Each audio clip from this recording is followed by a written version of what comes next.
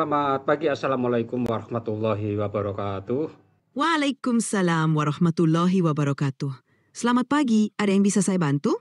ChatGPT, hari ini kita akan diskusi terkait dengan surah Al-Ikhlas. Bisa Anda bacakan surah Al-Ikhlas dalam versi bahasa Arab, terjemahan sekaligus tafsirnya? Tentu, saya bisa membacakan surah Al-Ikhlas dalam bahasa Arab beserta terjemahannya. Surah Al-Ikhlas terdiri dari 4 ayat. Bismillahirrahmanirrahim. Qul huwallahu ahad, Allahus samad, lam yalid walam yulad, walam yakun lahu kufuwan ahad. Terjemahannya, 1. Katakanlah dialah Allah yang Maha Esa. 2. Allah adalah Tuhan yang bergantung kepadanya segala sesuatu. 3. Dia tidak beranak dan tidak diperanakan. 4. Dan tidak ada seorang pun yang setara dengan dia. Tafsir singkatnya, surah Al-Ikhlas menegaskan keesaan Allah, bahwa Allah adalah satu-satunya Tuhan yang tidak memiliki anak, tidak diperanakan, dan tidak ada yang setara dengannya. Ini adalah inti dari ajaran Tauhid dalam Islam. Bisa dijelaskan sejarah turunnya wahyu ini? Tentu, surah Al-Ikhlas termasuk dalam kategori surah Makkiyah, yang berarti surah ini diturunkan di Makkah sebelum hijrah Nabi Muhammad SAW ke Madinah. Surah ini terdiri dari 4 ayat dan merupakan surah yang pendek, namun sangat penting dalam Islam. Menurut riwayat, surah Al-Ikhlas diturunkan untuk menegaskan keesaan Allah dan menolak segala bentuk kesyirikan. Dalam konteks sejarah, surah ini turun sebagai jawaban atas pertanyaan orang-orang Quraisy tentang siapa Allah. Nabi Muhammad SAW kemudian menyampaikan wahyu ini untuk menjelaskan bahwa Allah adalah satu, tidak beranak dan tidak diperanakan, serta tidak ada yang setara dengannya. Surah Al-Ikhlas mengandung pesan penting tentang Tauhid, yaitu keyakinan akan keesaan Allah yang menjadi dasar dari seluruh ajaran Islam. Mengapa surat Al-Ikhlas ini dikatakan sebagai sepertiga dari seluruh isi Al-Quran? Surah Al-Ikhlas dianggap sebagai sepertiga dari isi Al-Quran karena kandungannya yang sangat padat dalam menyampaikan konsep Tauhid, yaitu keesaan Allah. Dalam Islam, Tauhid adalah inti ajaran dan merupakan dasar dari seluruh keimanan. Surah Al-Ikhlas dengan singkat dan padat menyatakan bahwa Allah adalah satu, tidak beranak dan tidak diperanakan, serta tidak ada yang setara dengannya. Konsep ini mencakup inti dari ajaran Islam mengenai keimanan kepada Allah. Hadis Nabi Muhammad SAW juga menyebutkan bahwa membaca surah Al-Ikhlas sama dengan membaca sepertiga Al-Quran, karena surah ini mewakili makna yang sangat penting dan luas dalam Al-Quran.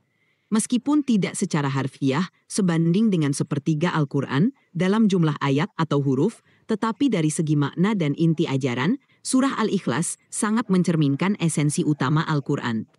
Seringkali surah Al-Ikhlas ini dibaca dalam ritual-ritual tertentu sama dengan Al-Falaq dan An-Nas. Kira-kira ketiga surah pendek ini apa keistimewaannya? 3 surah pendek ini, Al-Ikhlas, Al-Falaq, dan An-Nas, sering dibaca dalam berbagai ritual dan ibadah karena memiliki keistimewaan tertentu. 1. Surah Al-Ikhlas. Surah ini menegaskan keesaan Allah dan mengandung inti dari ajaran Tauhid dalam Islam. Membacanya menunjukkan keyakinan kepada Allah yang Maha Esa. 2. Surah Al-Falaq. Surah ini mengajarkan perlindungan kepada Allah dari segala keburukan, seperti kejahatan makhluk dan hal-hal yang membahayakan. Membaca surah Al-Falaq sering digunakan untuk memohon perlindungan dari Allah. 3. Surah An-Nas. Surah ini juga mengajarkan perlindungan, tetapi lebih khusus kepada perlindungan dari bisikan jahat dan godaan setan. Surah ini mengajarkan untuk memohon perlindungan kepada Allah dari segala bentuk kejahatan yang tidak terlihat. Ketiga surah ini sering dibaca dalam berbagai situasi, seperti saat sebelum tidur, dalam doa perlindungan, atau saat menghadapi situasi yang menuntut perlindungan dan keselamatan. Surah-surah ini memberikan rasa tenang dan keyakinan bahwa Allah selalu melindungi hambanya. Dalam konteks kehidupan modern, di mana pengaruh dari surah Al-Ikhlas ini terhadap tauhid dan keimanan seseorang? Dalam kehidupan modern, pengaruh surah Al-Ikhlas terhadap tauhid dan keimanan seseorang tetap relevan dan penting. Berikut beberapa cara pengaruhnya. 1. Penguatan keimanan. Surah Al-Ikhlas mengajarkan konsep tauhid yang murni, yaitu keyakinan bahwa Allah adalah satu dan tidak ada yang setara dengannya. Dalam kehidupan modern yang penuh dengan tantangan dan keraguan, mengingat konsep ini dapat memperkuat keimanan seseorang dan memberikan rasa kedamaian. 2. Menghadapi godaan dan tantangan.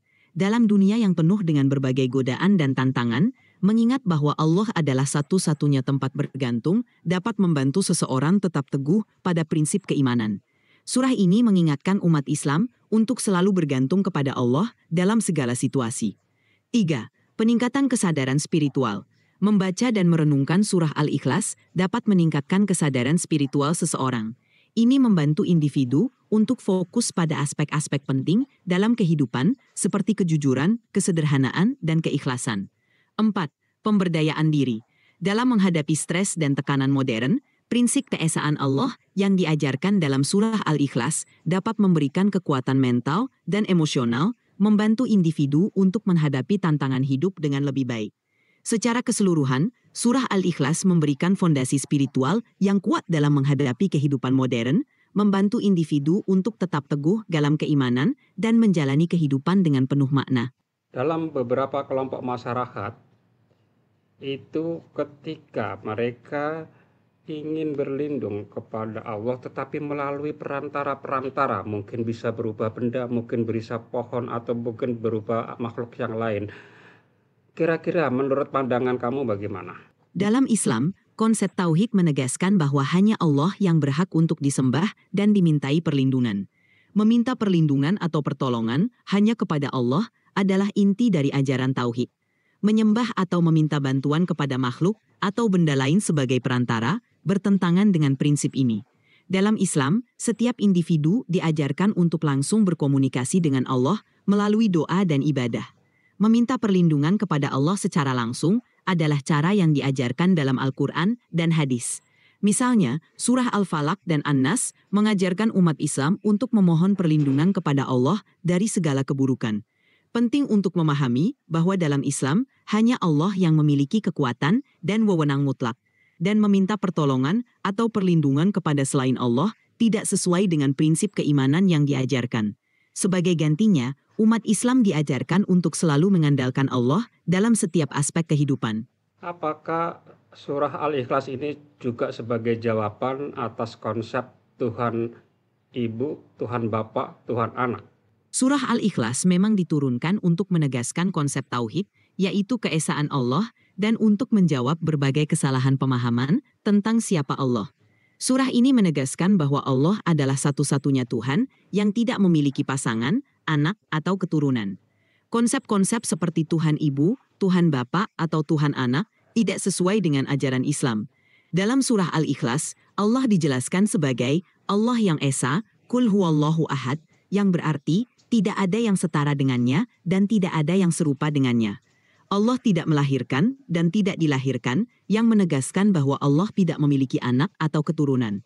Jadi, surah Al-Ikhlas berfungsi sebagai jawaban tegas terhadap segala bentuk kesalahpahaman tentang Allah. Menegaskan bahwa Allah adalah satu-satunya Tuhan yang tidak memiliki pasangan atau keturunan. Bagaimana memahamkan konsep tauhid ini kepada anak terkait dengan surah Al-Ikhlas ini? Mengajarkan konsep tauhid kepada anak-anak, terutama melalui surah Al-Ikhlas, bisa dilakukan dengan cara yang sederhana dan sesuai dengan usia mereka. Berikut beberapa cara yang dapat membantu. 1. Cerita yang mudah dipahami. Ceritakan kisah-kisah sederhana tentang keesaan Allah, seperti bagaimana Allah menciptakan alam semesta. Baik, terima kasih ChatGPT atas diskusi kita pada hari ini. Semoga memberikan manfaat dan inspirasi.